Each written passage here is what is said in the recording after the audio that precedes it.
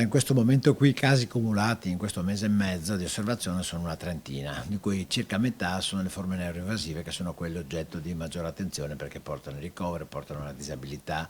Sono 15 le persone positive al West Nile virus gravi e ricoverate nell'Ulster Serenissima, che necessitano di ventilazione e presidi utili a mantenere i parametri nella norma.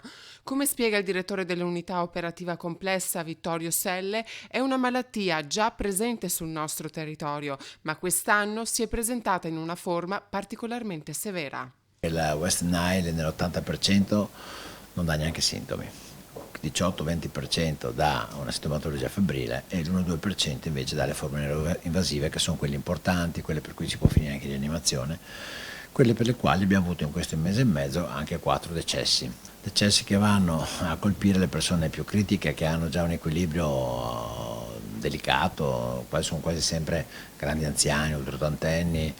La prevenzione è l'arma più efficace, per questo motivo i comuni del Veneziano dal mese di aprile hanno incominciato a utilizzare diversi sistemi per la disinfestazione di fossati utilizzando prodotti larvicidi, fermando così il proliferare nella fase adulta di zanzare. Qualora, come è successo in alcune zone del Veneziano, a Pianiga, a Camponogara, per fare un esempio, recentemente abbiamo avuto più di un caso, ma più di un caso avvenuto all'interno di un arco temporale di 15 giorni, di uno spazio di 2 chilometri tra la casa del primo e del secondo caso.